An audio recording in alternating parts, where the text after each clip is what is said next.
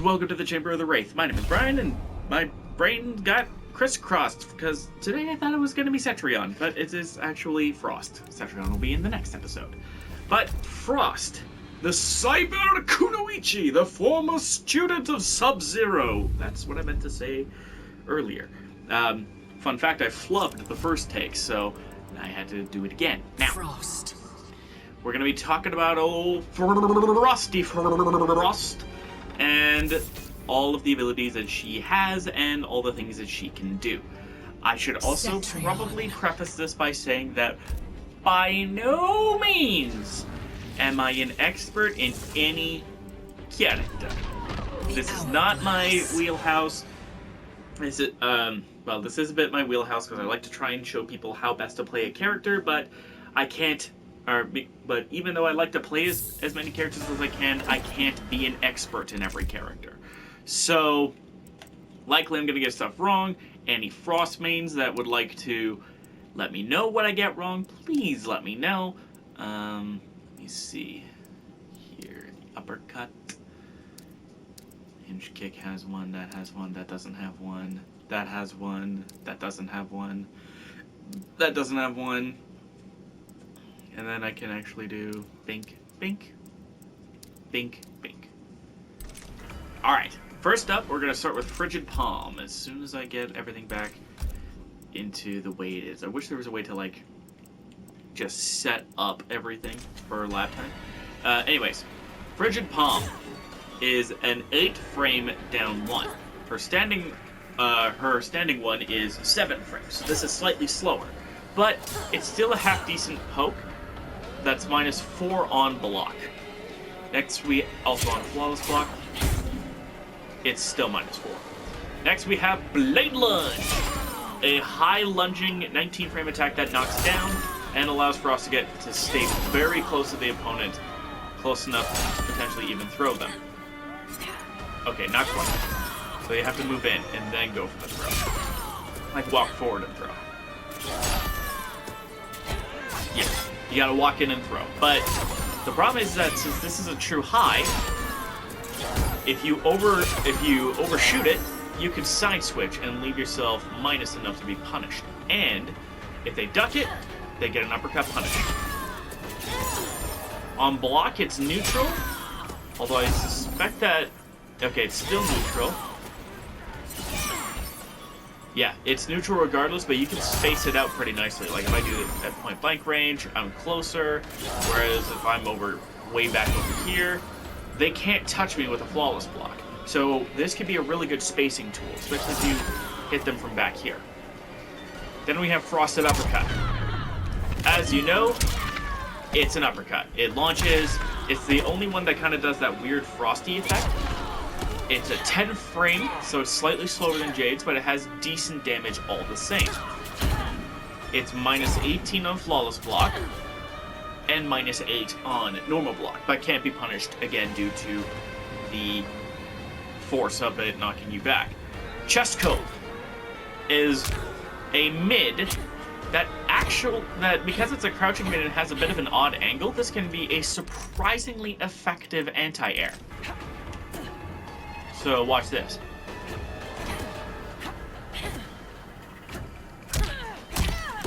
See that? I actually managed to hit her out of the air with a down 3, which is 8 frames.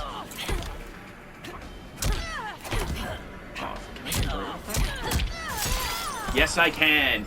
Not the best conversion in the world, but if they're expecting you to go for an uppercut, you can get a conversion going. That's actually really cool. Then we have... Yes, then we have her sweep, which is actually fairly unique. Polar Pound. It's 12 frames. She doesn't crouch and kick. She offers up a short blast of her Unibeam, which doesn't have a hurt box because it's a beam. It makes sense. So that way, if I were to try and punish it from here with my crouching kicks, like with most sweeps I could potentially trade, but here...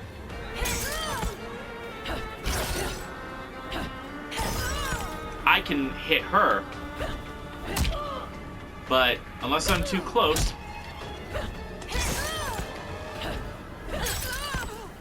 I can basically just say no.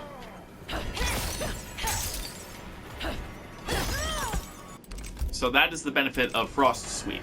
However, it's minus 11 on Flawless Block and minus 6 on normal block. So it's not safe in any stretch of the imagination.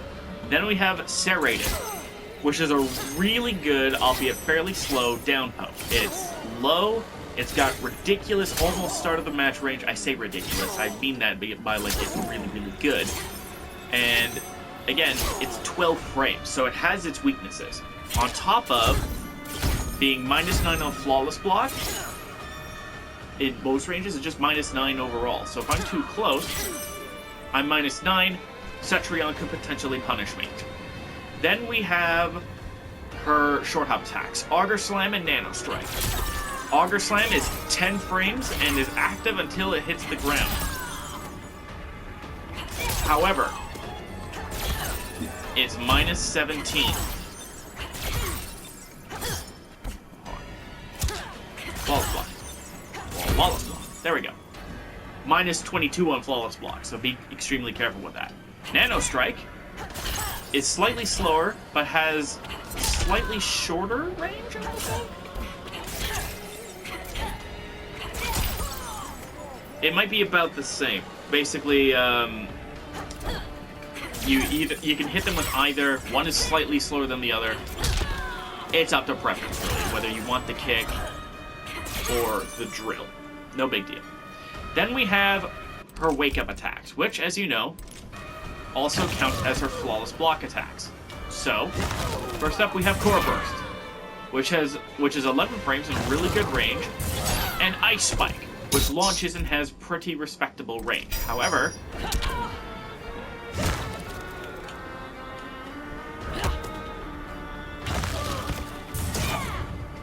it doesn't have perfect range.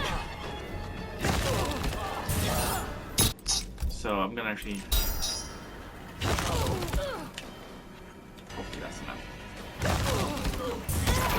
There it is. Minus 11 on block for the beam. And minus 14 with the Ice Spike.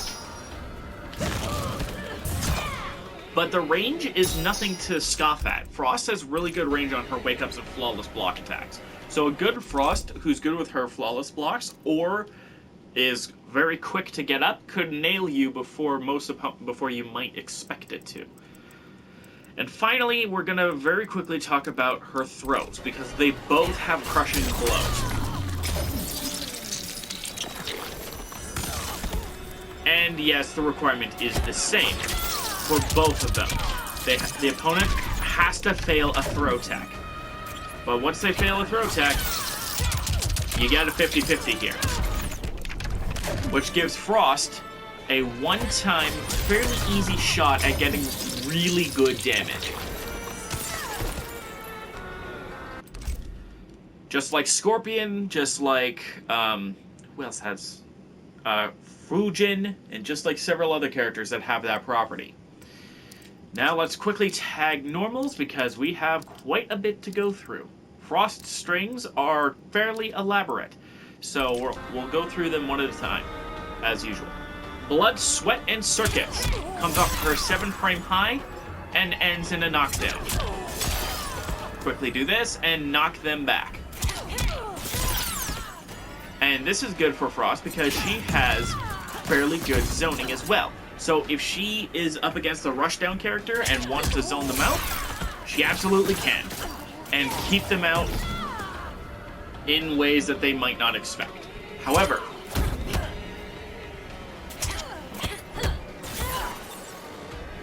while the whole thing is -3 on block, there's a Flawless Block gap that puts her at -7, which means in the Frost mirror match, they could go for a standing one, punish you, and get a full combo.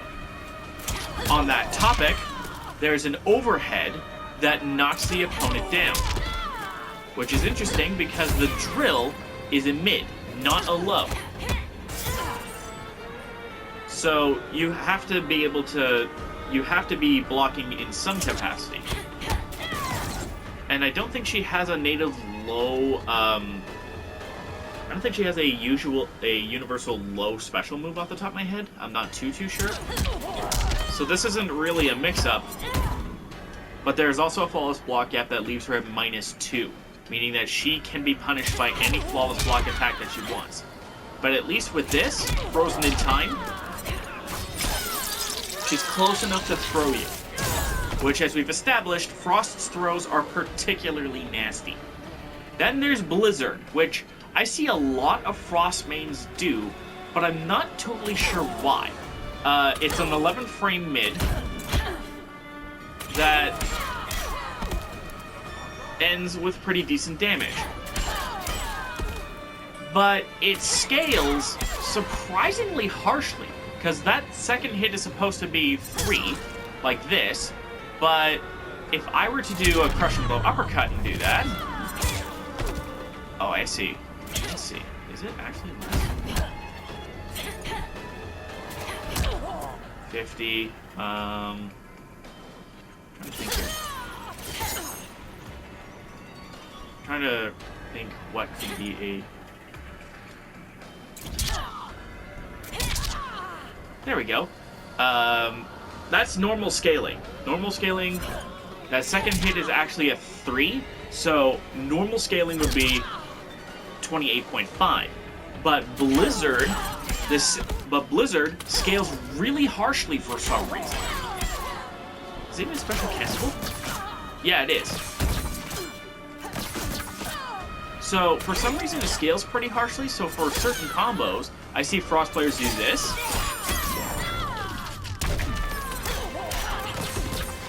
And then go for their combo.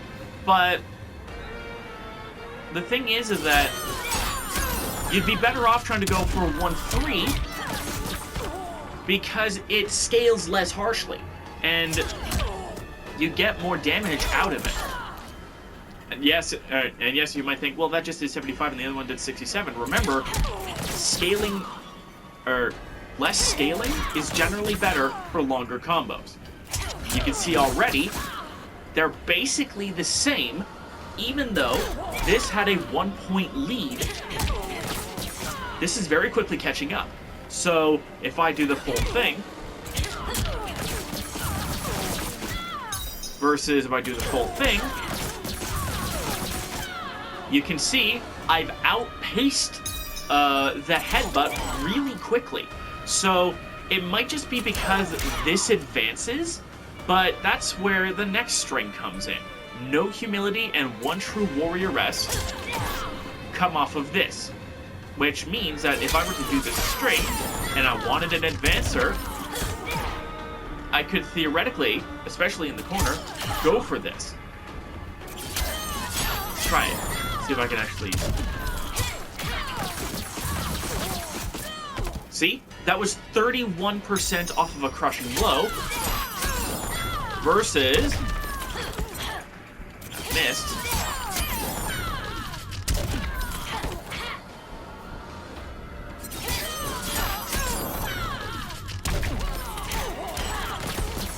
Yeah, see, that even misses. So that allows you more combo opportunities. So let me try something...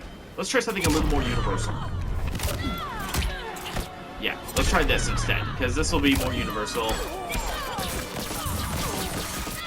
Okay, that's 35%. That's pretty good. And that did become less, sure. But then we have...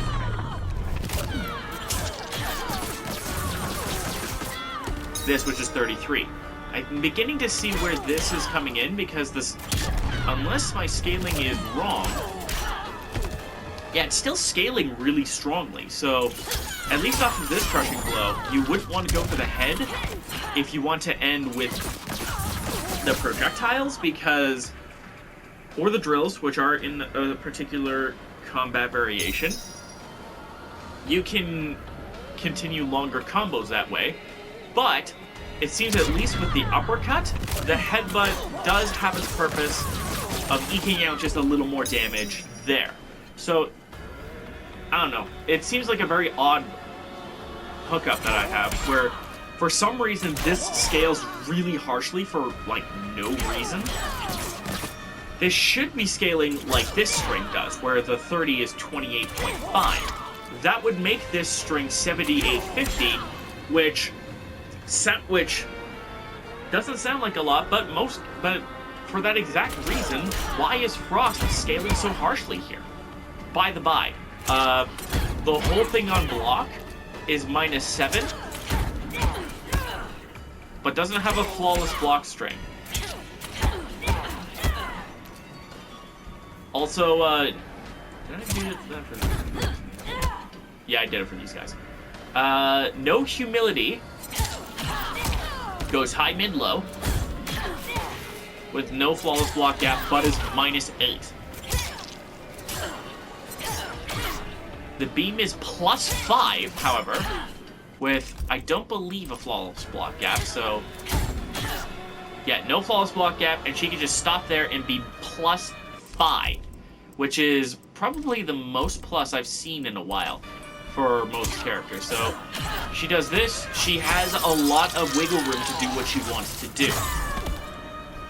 And then she has One True Warrioress, which is -7, but ends with a big beam that knocks back.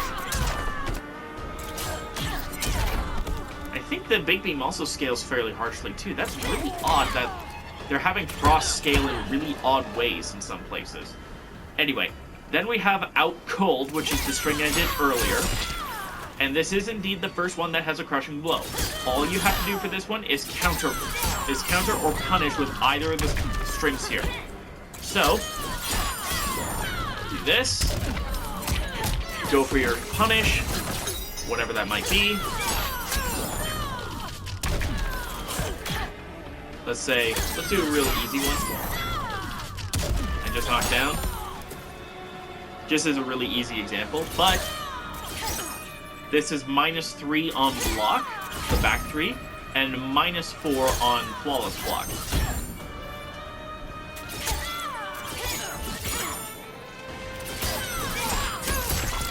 Let's see. And the full thing, if you overcommit, -15. And there's a flawless block gap in there, so flawless block, and then you can't flawless block afterwards for the 2 overheads. But if you flawless block at any point, if you can flawless block a second hit, you're pretty well open to get her off of you fairly easily, or even potentially launch if your flawless block launch is particularly fast. Then there's Freezing Point, which, despite how many buttons there are, is actually 5 hits. But here's where you gotta be extremely careful with this string. It's a double high at the start, meaning that while it's active for that long, it's only, if you just duck it, you have 20 frames to do this. And then punish for whatever you want. So, what a lot of Frosts do, especially in one particular variation, or at least one Frost I know, me, is I'll go for this, and then on conversion,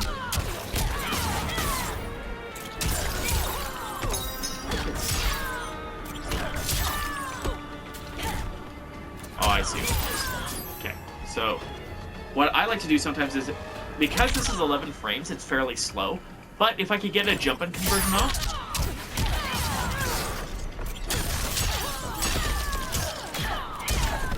I could get pretty decent damage that way. And if the opponent is not expecting it, I can go for that overhead in order to catch them. But you have to be careful, because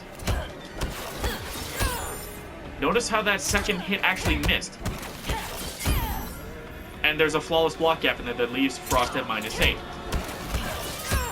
Unless you're right in your opponent's face, that second kick might not even hit on block. So that's an extra opportunity for the Frost to punish you. And that's the last thing you want to do as Frost, is to get punished. Then there's Reborn. That's the string I used earlier. It's a native meterless launcher that Frost always has. Frost players do often have to watch out for people breaking away from the drill, but fortunately, it is special move cancelable, meaning that with an armor breaking attack, you can potentially stop them from breaking away from this.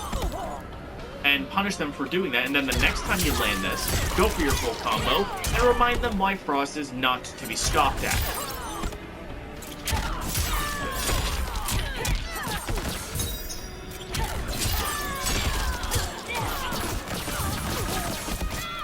There we go, knock them all the way back.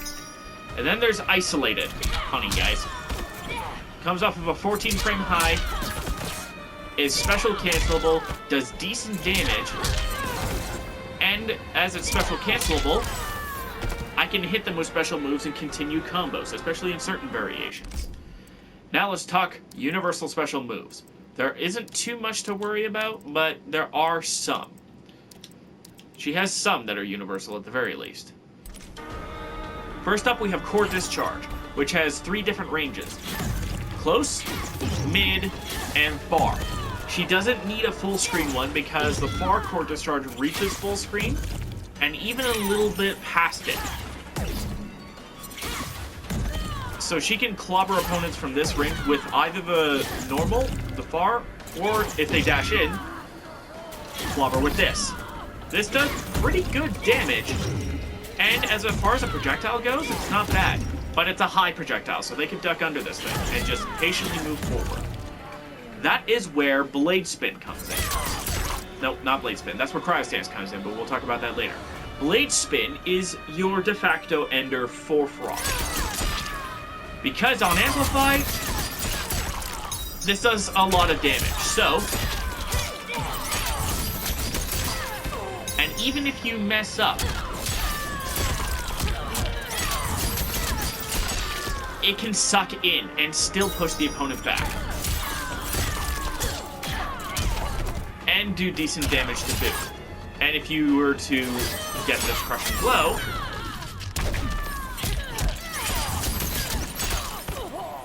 remember you can get pretty good damage off of that. But then we talk about what I think is Frost's best universal special, Cryo Stance. Where she goes pew pew with Ice Shurikens. This does pretty decent damage and is a double high, so you can catch opponents trying to jump past your projectiles. But if you amplify it, she goes low with a flurry of mids. That will definitely be a major headache because even at point blank range, you can see the pushback. Look at the range. We're already about 3/4 of the way to full screen. At the start of the match, you do this, they're basically full screen and you can start zoning. I keep forgetting it's down back to. And then they get too close for comfort, just blast them back again, and repeat. She can be a really good zoner in this aspect. However, one thing that a lot of people underestimate is the amount of damage Cryo Stance does. So, like you may have seen, I will go for a string. Let's say this also Crushing Blows.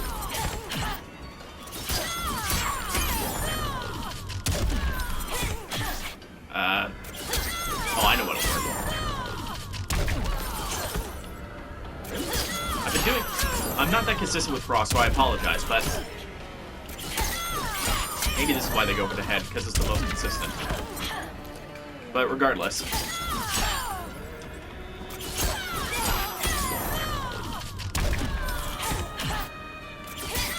oh, I know. Again, for consistency, I'm just doing uppercut. Let's do uppercut, and then we'll do the head, because the head seems to be the most damaging option out of this.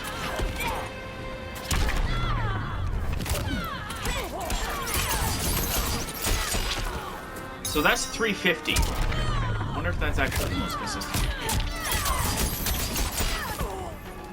It's pretty close, so we'll do that.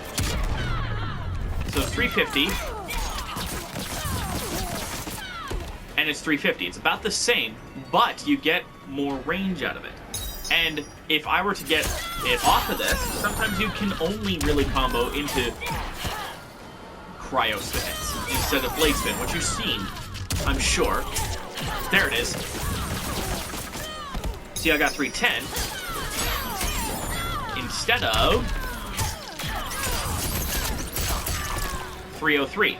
It's not that much of a difference, but every little bit counts. Every little bit counts when it comes to fighting games, in my opinion. So even the tiniest life lead could win in a timeout situation. So be careful with that. And know that sometimes it's best to just go for this. Next, and finally, before we get to tournament variations, we have Cyberhead. A fairly decent, or really good anti-air, which is kind of goofy looking. But there's a reason why you want to use this. Why you would want to use this. It's an armor break. And if you armor break, you can get follow-ups. Yeah, did that a little bit too late. And look, I knocked her down. It's not the greatest armor break in the world, but it's actually pretty... But it's not bad at all. So, the tricky thing is that Frost can be a little bit stubby sometimes. Let's try this.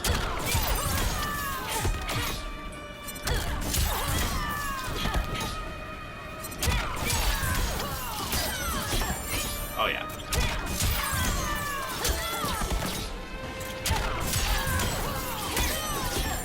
Okay, I got it. I just flipped the input. Really? I thought for sure it was working. Oops.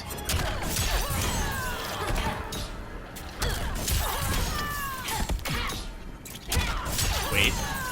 Yeah, so maybe from mid-screen you can only really get that, but in the corner is where this is really good. Because, of course, you can get more of what you want.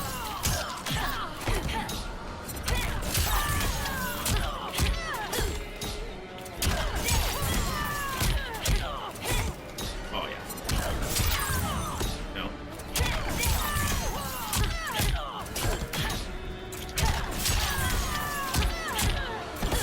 Why is that?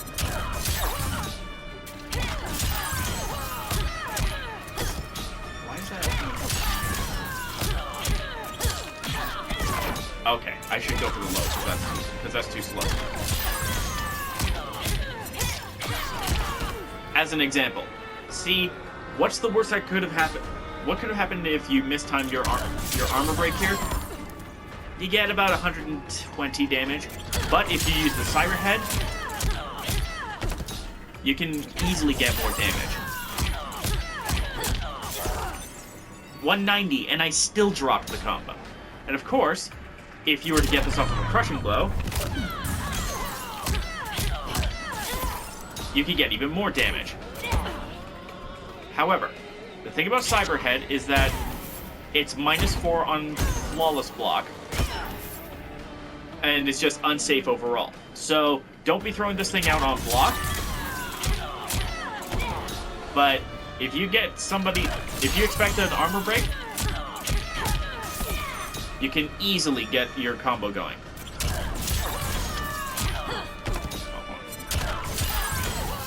One, two. That not connect.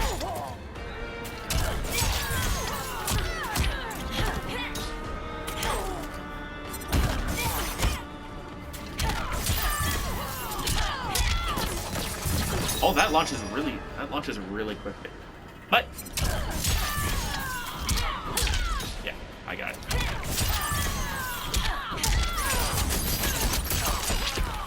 Look at that. You ate 25. You lost 25% of your health because you dared to break away. It's not the greatest, biggest, baddest reward in the world, but you got comboed because you wanted to punish this. Whereas if you hadn't broken away and I had done this, let's just do an uppercut just to get her to break away, and then do it. I can still combo you. So, but it's a not as easy combo to do. So that's why Cyberhead is not the best, but definitely not bad as far as armor breaks go, because you can get combos still without breaking the armor. It's just slightly easier, and you get a little more damage because of scaling shenanigans. Or wait, scaling shenanigans. Wait, how much? 7650. 8123. Wait a minute. That just scaled harder than most of the other armor breaks that lead to combos that I've done. Seriously? Damn it, Frost, what the hell is with your scaling? If this is not news to you Frost players, why didn't you voice it to me sooner? Sorry. I'm sorry, I'm just discovering these things now, but that's really weird. That's 3 instances where things scale really weird. And they all seem to involve, and most of them seem to involve her head. This scales fairly weirdly, this scales weirdly on armor break. Trying to think what else scales weirdly. I know there was another one. There was another one that I was pretty sure scaled weirdly, but I can't remember what it is. But there's definitely at least 2, both of those involving the noggin, and at least one more that I'm pretty sure is in here, but I just can't remember for the life of me what it is. So with that said, let's talk tournament variations, starting with Frost. So, slight exaggeration, I forgot that down back to the core bomb thing isn't quite universal. It's base kit, but it's not universal. Because of Cryogenic Crown. She treats her head like a bomb, and it freezes people, but it's a mid. So,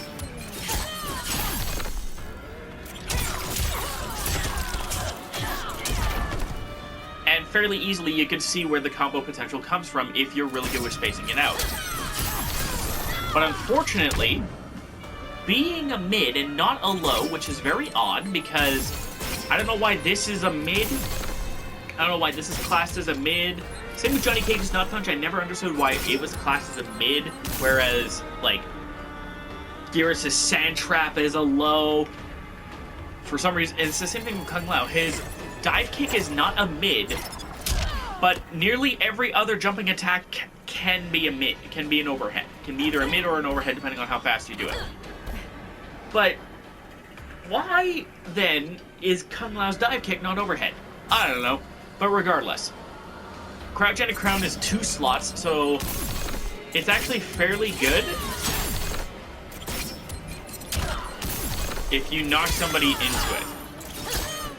And if you are able to scare an opponent with the bomb, you can usually move in pretty easily and get things that you might not expect otherwise. For instance, Crushing Blow throws. Not the best use of a Crushing Blow throw, but hey, it's using a Crushing Blow throw to potentially kill someone, so I'll take it. Then we have... oh wait, and then there's Very Far Cryogenic Crown, which goes further than full screen? Why? Like, are you expecting them to teleport away into it? This seems very odd. Maybe you do this to scare them at full screen and then go for a projectile or something.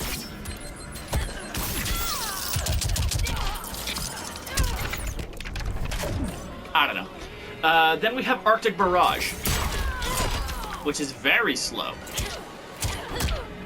Oh, I have to set the block. I'll set it to stance hold. It says it's,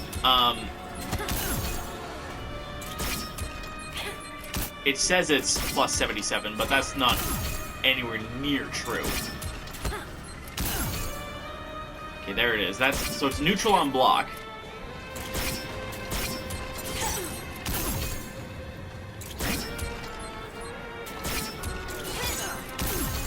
Or is it just doing the calculation based off of this attack? Yeah, it's doing the calculation based off of this attack. For some reason, it still thinks it's like plus 77, which it isn't. So, for whatever reason, I can't seem to get good block data out of it, but it doesn't. But if I'm willing to bet, it's probably safe-ish at the very least. Then there's Arctic Barrage.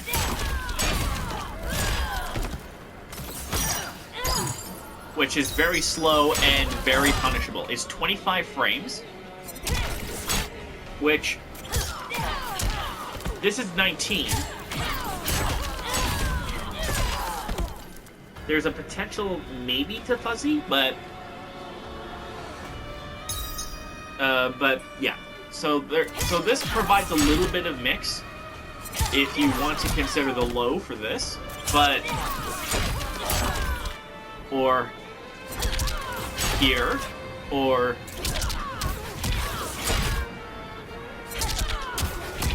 okay, it does a special cancel partway through, so it can't really be used for that. But definitely for here, and definitely at the beginning of here, you can use this to clobber somebody. And it has a crushing blow, a fairly unfortunate one. This has to counter or punish a low or ducking attack. So you have to punish an uppercut or a low attack with this.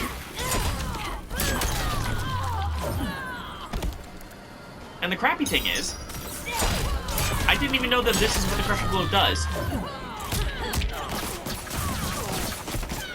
Seriously? This thing, crushing blow combos? Like, you can get a combo off of this thing? How are you supposed to punish a lower ducking attack with this? I have no idea. But, I mean, if you do get it, be ready for combo potential. I'm not entirely sure how, but there's always a way. Next, we have Ice Machine, which I think is the most common Frost variation I see.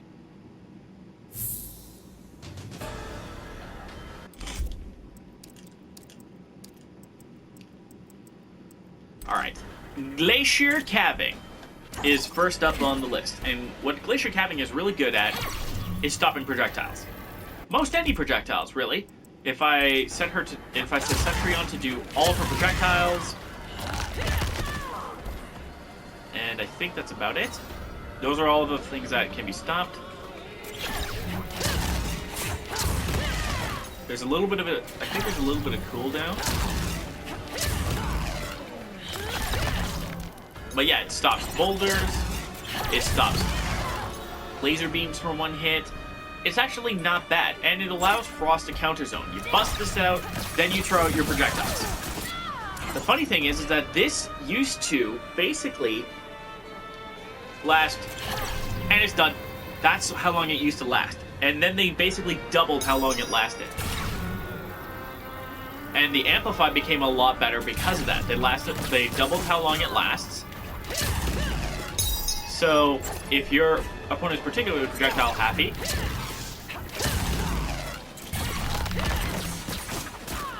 and in case you're wondering, no, Glacier Calving doesn't do any damage. It would be funny if it did, though. Does it do it? Like, yeah, I didn't think so. But it would have been funny if this did like 10 damage or something and had a brutality attached to it.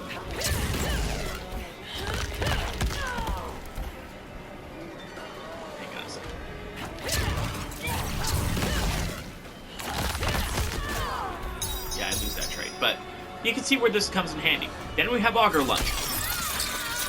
This is what I was talking about earlier for a move that could be really good, that would be potentially benefit from not being comboed into from the noggin, because this thing hits a few times and can be amplified to drag the opponent. So,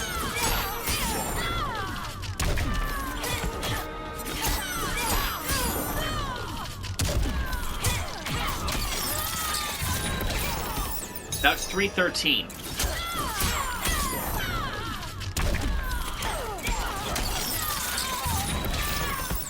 Oh, never mind. Okay, that's really weird to me. Again, it scales super harshly, but it still does more damage. Maybe it's because it fixes some of the scaling? I have no idea. But this has, most importantly, a crushing blow requirement. Land 3 amplified versions of this attack across the round, and you have yourself a crushing blow launcher. One that can operate with multiple crushing blows. For example,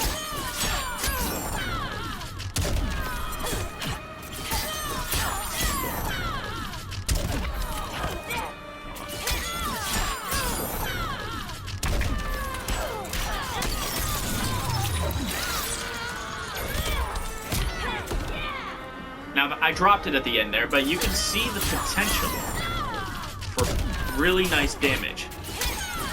Now I'll even just go for this next one here. Come on, I gotta go for laser beam because I'm willing to bet that with the longer scaling, this might end up being how it beats.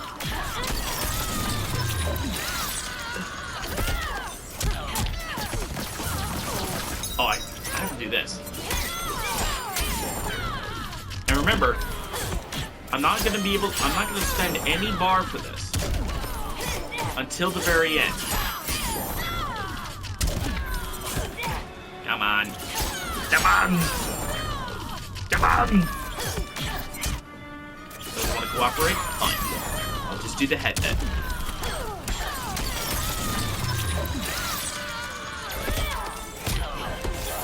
Ah! I flubbed it so bad.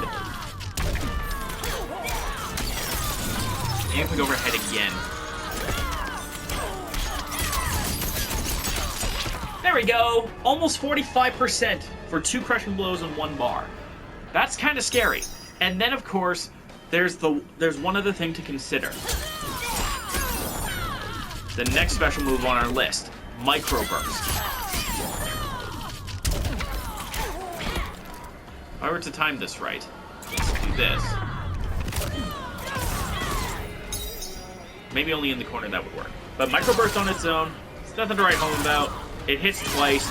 This could be pretty good for just quickly getting chip kills, whatever. But really, if you want to chip kill, go for Blade Spin. Because, again, this thing hits 11 times. If you think you can chip somebody out, go for this. However, Amplified Microburst does damage. Quite a bit of damage. And most importantly,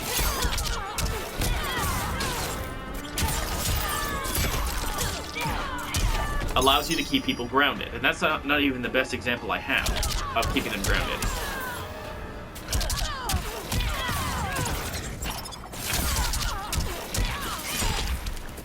That was 28% and you could not escape.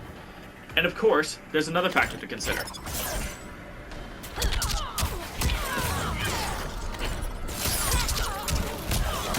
What about this crushing blow? Remember? You can get combos this way. I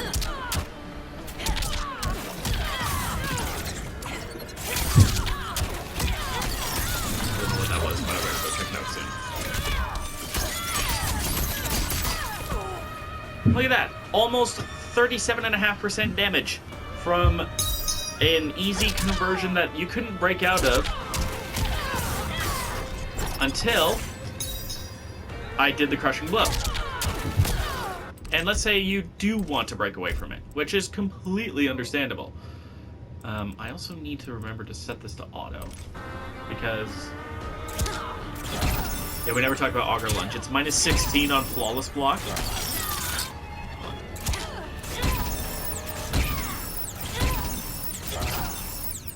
Okay, it's minus 16 regardless. So if they block this, you're in trouble. And if you block Microburst, minus 14. And there's a Flawless Block gap in the Amplified. Still minus 16. Still terrible. But let's say, again, you wanted to break away. Do this. Do this. Do that. And I still bopped you with that. I probably can't get anything else unless it's in the corner, but still, I bopped you with it. And I think this is a really good example of where the scaling was, I guess, intended to be. Because if I do this, just raw, no breakaway, no nothing, just do this. Hold on. We'll just do jumping one just because it's easy.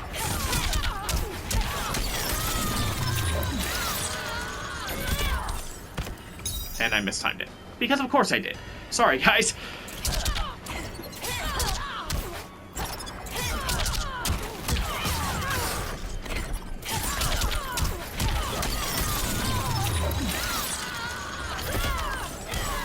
There we go. So it was 29 and leaving us with 33. But the Cyberhead will reset its scaling. Okay, hold on. Control.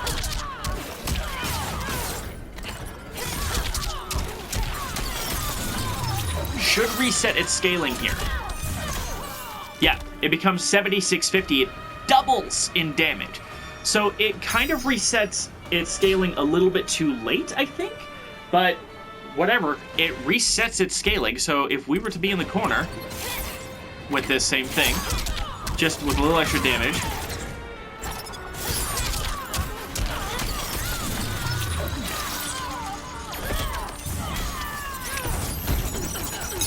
the amount of ease you can get this damage.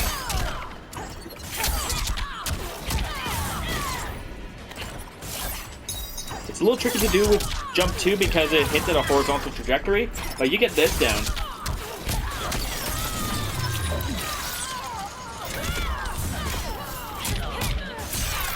Look at that, almost 50%. And I got my bar back not long afterwards because you decided to break away. If you hadn't decided to break away to save your meter,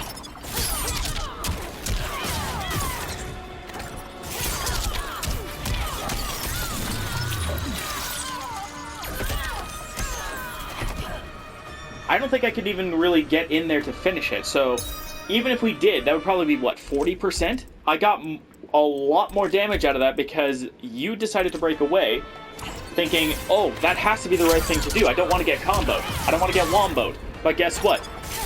Getting comboed and womboed is exactly what's going to happen to you with Frost, especially in this variation. Especially if you decide to try and break away from this in the corner.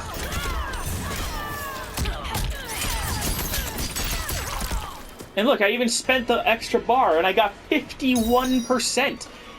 The damage is redonkulous. And of course, we have to consider another possibility. What if you did this early? What if you did it before Microburst?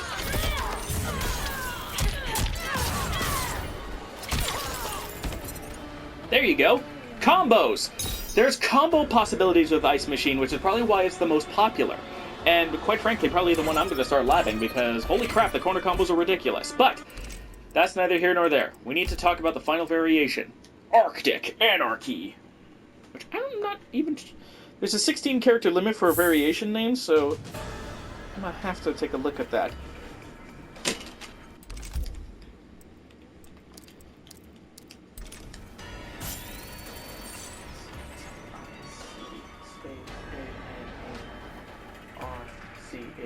Okay, it's 14, so it does work. Anyways, Arctic Anarchy possesses some really neat abilities, but not the ones that I think Frost could have used in the third variation in order to be interesting.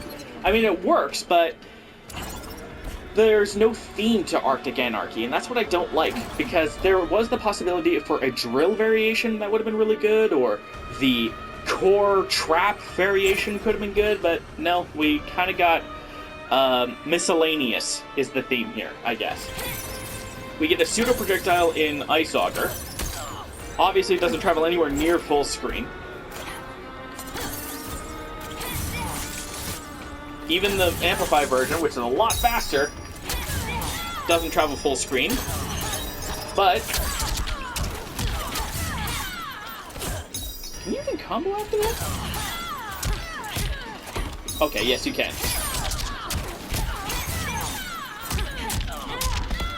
Yes you can. At least in the corner you can. I'm pretty sure you can't in the mid-screen.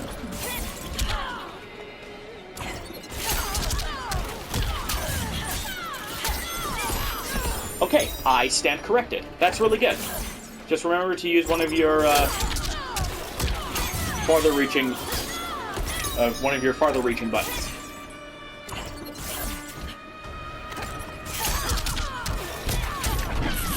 Ooh, and that's right, this does have a crushing blow. I completely forgot about that. Because I almost never see anybody play Arctic Anarchy.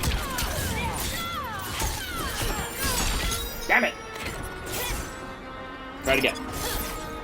One more time, please. No! Alright, so it's very tricky, but if you can get that second link in there, I'm pretty sure you can get the Spinny Boy. Then we have Core Overload. What does this do? It's a buff of some kind, evidently, but what's so special about it? Well, let's take a look at the damage of a few attacks. We got this, this, and I believe this. Now you probably already know what it is. And yes, it is. It is absolutely a buff to all core-based attacks. However, that's probably close enough. So it's 108, so I think it's a 10... No, it's a 20% damage buff because that's 18 on top of the 90. So yeah, it's about 20% damage buff. It lasts quite a while, but then I amplify. I'm beeping. I'm beeping. Why am I beeping? What's gonna happen? Oh dear! After 3.5 seconds, if not more. After almost 4 seconds. 4 seconds? No. 60 frames a second. 360. 60 times 6 is 360. Yeah, so after almost 7 seconds... Does it even...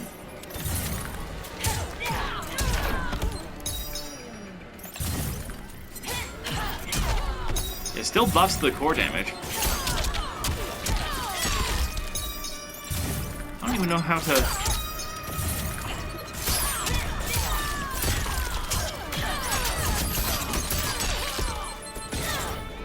Yeah, and that still hurts me. So I'm not entirely sure how you're supposed to, like, really set this up, because even the Predators didn't last this long. Traitor. And it looks like it... And of course the bomb effect goes away on throw, so you can't do anything cheeky about that. Does it... The buff itself goes away on throw? What is this madness? At least let the buff stay. But yeah, it looks like for the next 6 or 7 seconds you have amplified core attacks, allowing you to buff the damage of your core attacks, your beams, your sweeps, your bombs, and then it goes away. Not the best buff by any means, and I'm not even entirely sure how best to...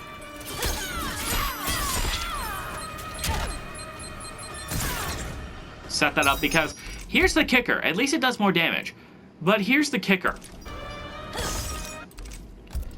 If I were to set this to stance hold,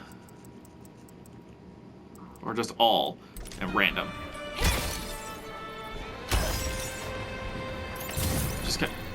I think I had the Predator's controls set. But anyways, if I were to just do this, that flawless block says it's plus 399. That obviously isn't true, otherwise Cetrion would be in block stun for 6.5 seconds. What actually happened there, I think, is that it's minus 4, because it's... You take away 4 from the block advantage of the full startup and you get the thing. So I probably could have used that earlier, but on flawless block it's minus 4.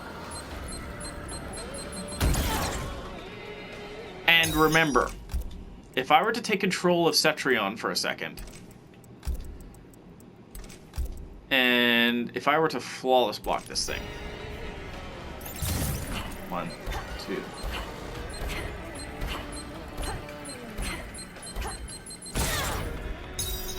Okay.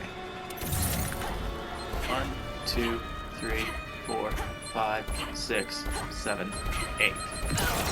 So it's 8 jumps. I'm really bad with flawless blocks, so give me a little bit.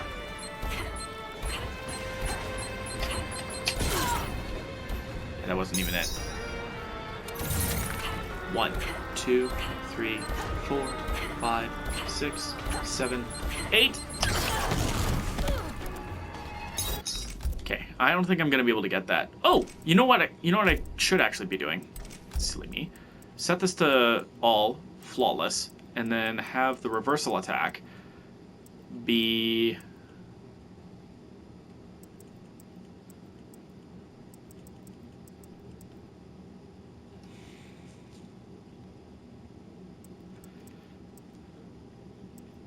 I don't understand. Where is the... Ring of Fire, thing. Block attack, that's what it is.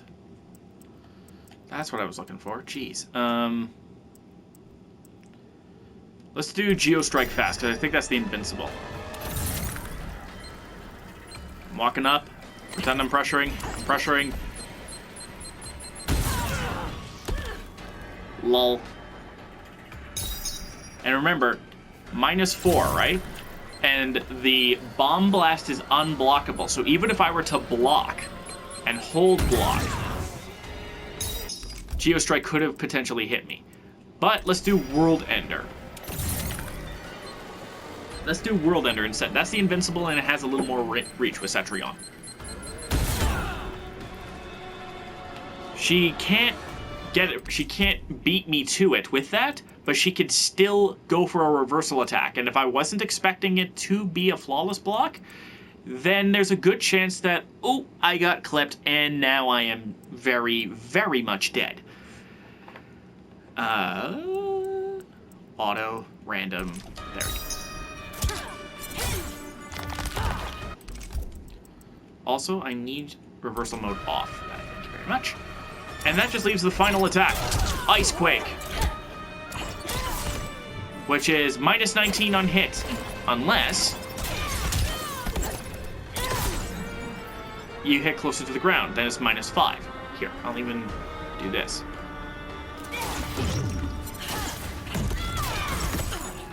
Yeah, see? That's -7 if it's a low. So technically punishable. But if I go really low to the ground, I can make it...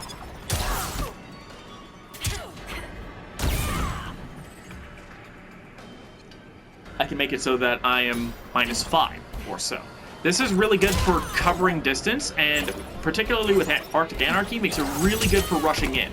So if I were to, say, do the bomb, and I was full screen, and now I'm in, and now you're gonna get clobbered, potentially. So that's the basic idea behind Arctic Anarchy. It seems to be a kind of a mishmash of things, but what I do really like is that it at least tries for new stuff.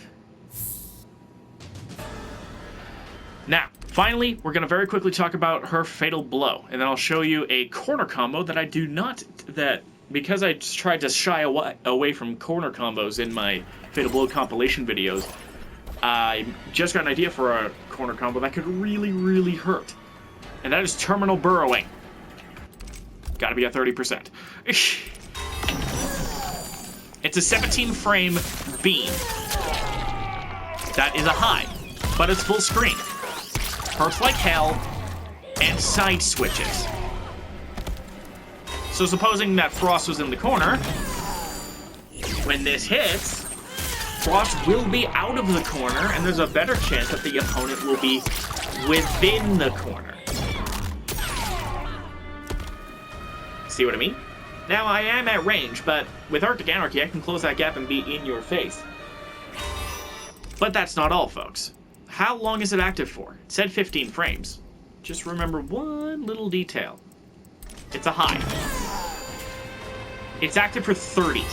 It's active for 30 frames, which means if you expect it to be over as soon as it goes over your head and you stand up, then you're going to get hit by this thing and suffer the consequences.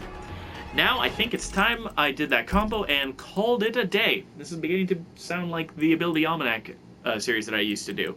So, with that being said, don't forget to be awesome, my friends. I'll see you guys on the other side. And, well, enjoy Frost. I certainly learned some good stuff about this character. See you soon.